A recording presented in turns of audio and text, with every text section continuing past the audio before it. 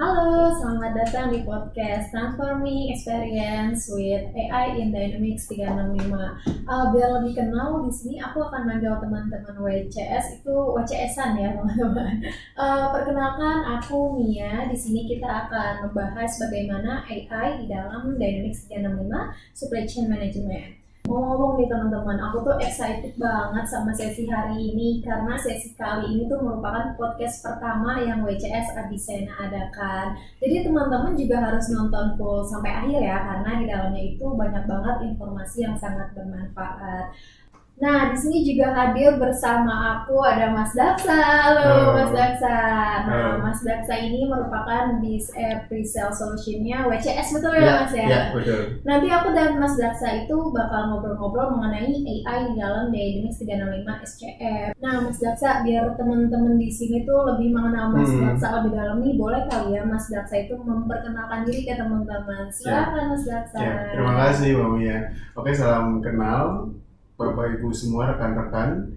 Jadi saya Salman Daksa Nusa Bakti selaku pre-sales di WCS. Saat ini saya cuma lumayan ada experience di Dynamics 365 khususnya itu di 8 tahun, yang mana saat ini ada teknologi baru ya yang mungkin nanti akan kita coba bahas, yaitu terkait dengan Copilot dan AI. Kurang lebih seperti itu Mbak Mia. Nah, Mas Daksa, di podcast kali ini kan kita akan membahas bagaimana AI di dalam D365 SCM ini dapat membantu operasional pengadaan di perusahaan mereka ya Mas ya. Mungkin Mas Daksa boleh menjelaskan kali ya bagaimana cara kerjanya AI ini dapat mengefisiensi dan mengoptimalkan sistem mereka. Mungkin aku akan masuk ke pertanyaan pertama nih Mas, yang basic-basic dulu kali ya Mas ya. Sebenarnya D365 SCM itu apa sih Mas, dan bagaimana AI ini berperan di dalamnya? Terima kasih Mbak Mia pertanyaannya. Jadi kalau terkait dengan SCM dan juga Copilot, mungkin saya perlu highlight sedikit terkait dengan gambaran besar dari si supply chain management itu sendiri. Jadi yang pertama nanti akan terkait dengan si demand planning. Yang kedua nanti dari sisi Copilot juga akan membantu dari sisi generative AI ya, jadi sifatnya conversation.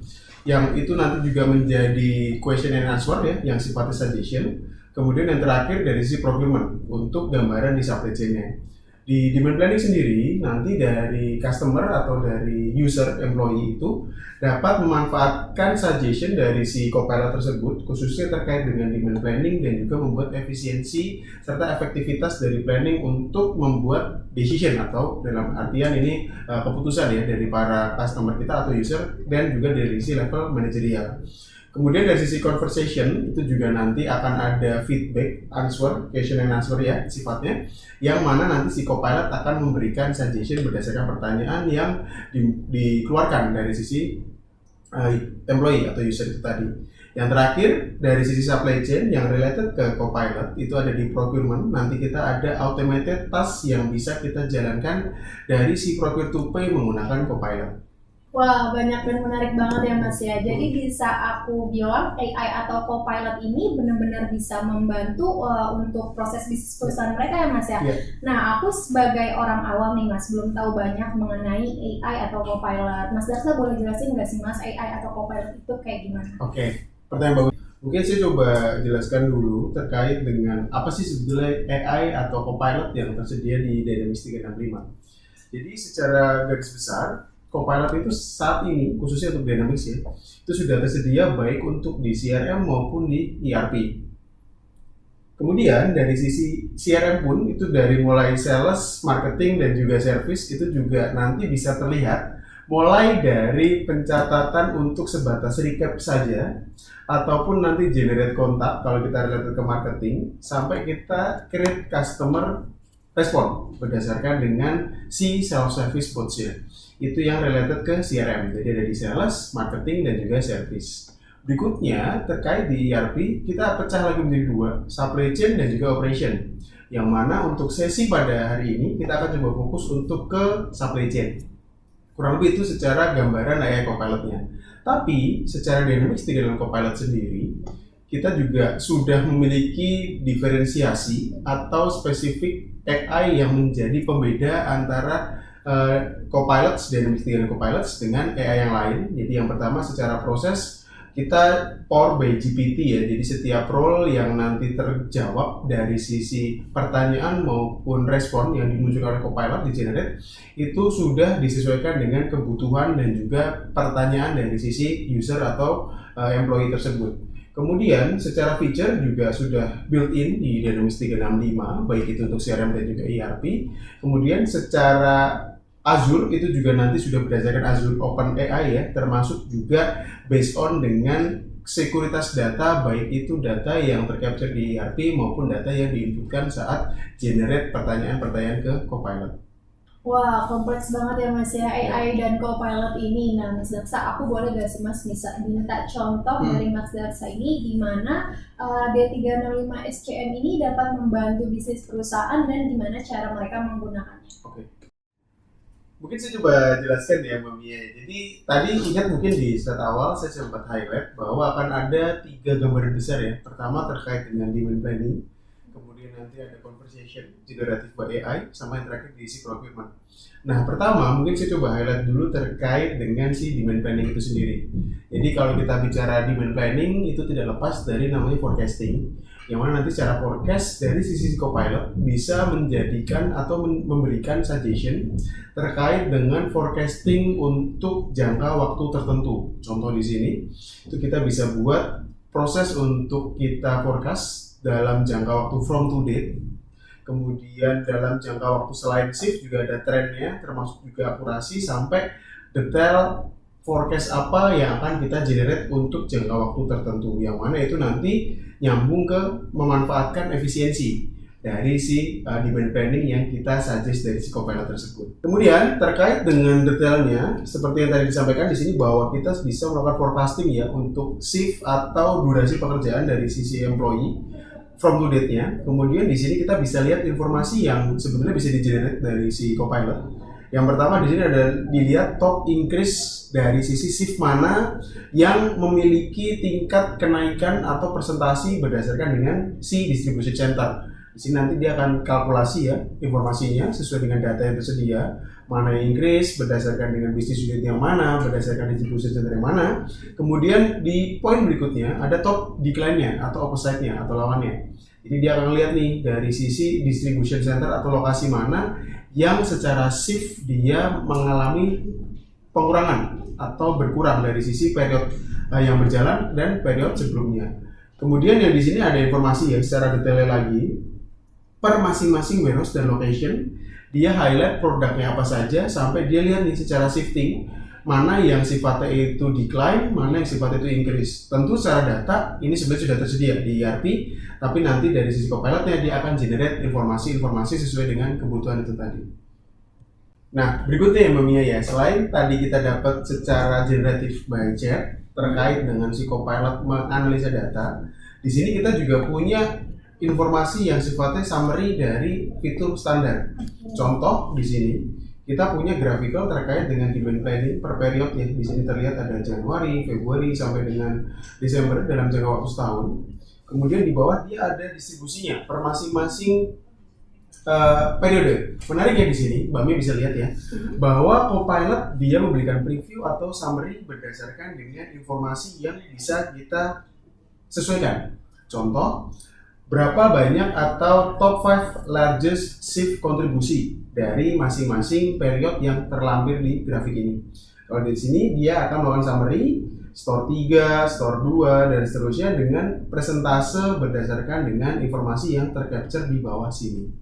Oke, thank you Mas Daksa. Tadi kan Mas Daksa di awal tuh menjelaskan ada 3 ya Mas ya. Ini Mas Daksa baru menjelaskan yang pertama itu ada demand planning. Terus kita bisa kali ya Mas ya masuk yang kedua itu AI conversation ya Mas ya. Oke, Mas Daksa mungkin boleh menjelaskan. Siap.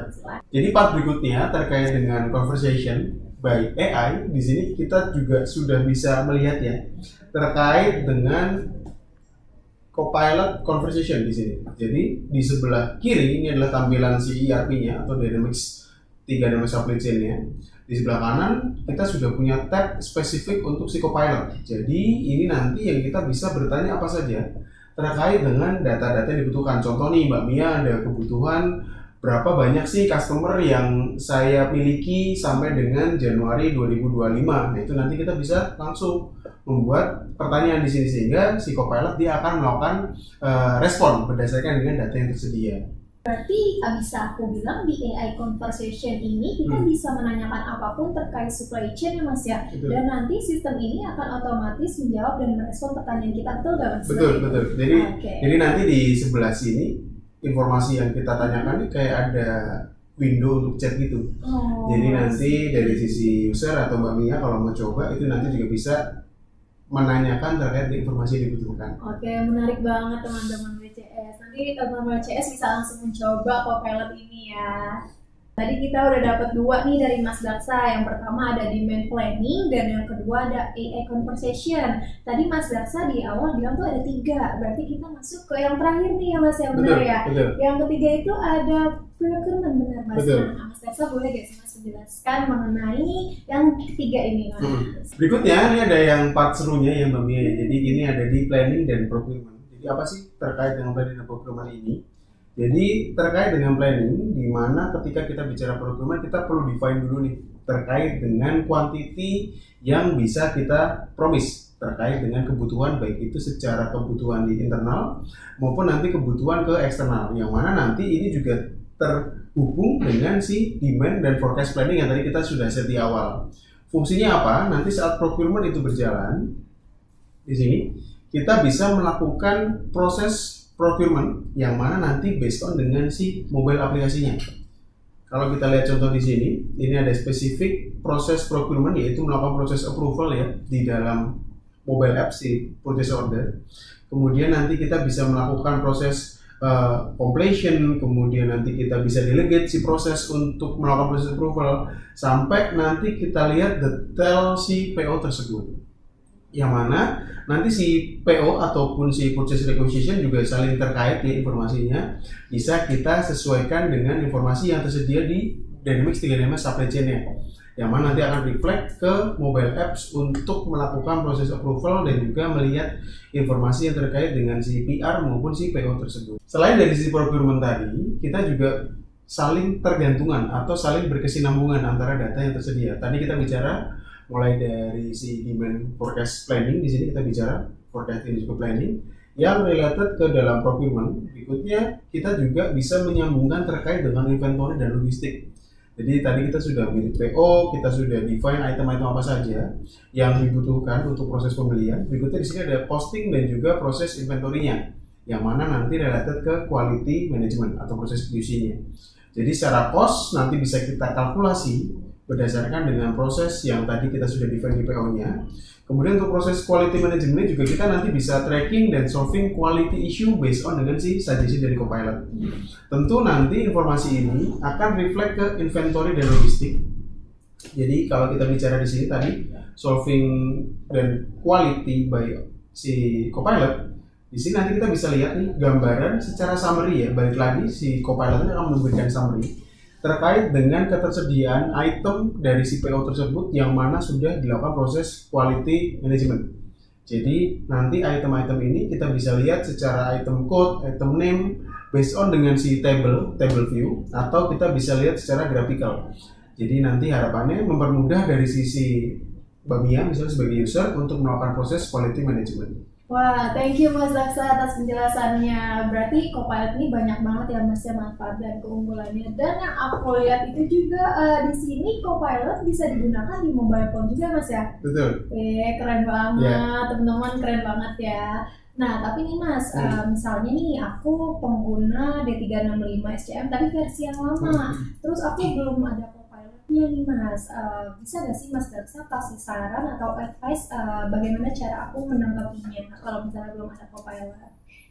Pertanyaan menarik nih. Jadi sebetulnya teman-teman gak usah khawatir ya, karena sebetulnya secara update dari Microsoft itu sudah tersedia hampir di seluruh platform ya, khususnya untuk versioning yang terbaru ya, versi 24 atau 25. Jadi nanti di sebelah kanan atas ini sudah ada button untuk si Copilot-nya. Jadi saat teman-teman itu klik nanti, dia akan muncul window chat untuk kita bisa memanfaatkan si Copilot. Termasuk juga nanti di dalam formnya per masing-masing, apakah di form demand planning, form purchase order, dan seterusnya, nanti si Copilot suggestion itu sudah tersedia. Tapi perlu menjadi catatan bahwa untuk Copilot yang muncul secara default ini sifatnya embed ya, jadi hanya fitur-fitur standar saja yang disediakan oleh Microsoft yang sifatnya tadi seperti yang saya jelaskan, generative by AI maupun prediksi terkait dengan data-data yang tersedia. Oh, jadi secara standar memang sudah disediakan ya Mas ya dari pihak Microsoft-nya ya. Oke, WCS-an jadi nggak perlu khawatir nih. Bagi WCS-an yang sudah menggunakan D365 SCM versi lama, WCS-an juga udah dapat Copilot yang disediakan oleh Microsoft. Betul ya Mas ya? Betul, tapi ada satu lagi nih. Apa tuh Mas? Selain kita tersedia tadi secara standar, terus kalau dari sisi teman-teman ada kebutuhan yang spesifik terkait dengan prediktifnya dari si Copilot, generatifnya dari Copilot, sebenarnya dari Microsoft sendiri sudah menyediakan namanya Dynamics 365 Copilot Studio, yang mana nanti dari WCS sendiri itu juga bisa membantu dari teman-teman sekalian dalam implementasinya. Termasuk kalau ada kebutuhan yang memang secara proses spesifik, nah nanti kita bisa define atau develop dari si Dynamics 365 Copilot Studio itu tadi. Berarti bisa aku bilang WCS di sini bisa memprovide ya Mas ya. Oke. Sebelumnya, sebelum kita lanjut, mungkin saya coba tunjukkan sedikit ya, ada video. Dan ini langsung ke Dynamics, ini ada contoh, kita sudah masuk ke Dynamics 365 Supply Chain. Jadi nanti lebih interaktif ya, kita bisa lihat fitur-fitur apa saja. Contoh di sini ada di procurement. Nanti secara summary dia akan memberikan gambaran dari si Copilotnya terkait dengan low impact chain, high impact chain, sampai impacted downstream, yang mana nanti secara proses sudah di summary dari si Copilotnya. Selain itu juga nanti informasi-informasi yang related ke transaksi si PO-nya juga sudah tercapture di dalam workspace ini, tapi kita punya summary dari si Copilotnya. Jadi kita bisa lihat lagi breakdown lebih detail terkait dengan per masing-masing purchase order dan sampai dengan detail per masing-masing suggestion dari si Copilotnya. Di sini kita bisa langsung ya, kalau ambil contoh, melihat mana yang bisa kita confirm, mana yang sifatnya low impact, high impact, maupun yang sifatnya nanti impactnya downstream ya dari si order-order tersebut. Berikutnya, di sini kita juga bisa melihat ya secara data, kita bisa filter, termasuk juga dengan kondisi yang dibutuhkan, based on dengan si request date, kemudian nanti melihat si order number, termasuk juga nanti di sini ada di bagian chat generatif, kita bisa bertanya nih terkait dengan alternatif ataupun dari sisi PO yang tersedia, mana yang sekiranya paling possible untuk dilakukan proses pengiriman. Kita ambil contoh. Nah nanti kita juga bisa langsung direct send email nih ke si vendor terkait dengan proses PO yang sedang kita jalankan. Jadi kalau tadi bicara secara gambaran besar, kita punya 3 poin untuk dari planning, chat conversation sampai ke procurement. Nah di sini ada gambaran prosesnya ya, kurang lebih di procurement sendiri atau tim procurement apa yang bisa dilakukan berdasarkan dengan si Copilot itu sendiri, dari mulai analisa datanya, kemudian kita melakukan pertanyaan based on dengan chat generatif tadi, yang terakhir kita bisa melakukan pengiriman email langsung ke vendor dari si Copilot 365. Oke teman-teman WCS, nggak kerasa nih udah banyak banget obrolan yang aku dan Mas Daksa bahas. Terima kasih banyak Mas Daksa atas penjelasan dan wawasannya yang sangat bermanfaat untuk hari ini. Dan saya yakin penonton nantinya khususnya WCS-an tuh senang banget Mas melihat podcast yang sudah kita lakukan pada hari ini. Dan jangan lupa teman-teman WCS untuk follow channel YouTube kami, dan jangan lupa juga like, share, dan komen. Sampai berjumpa di podcast selanjutnya. Thank you Mas Daksa.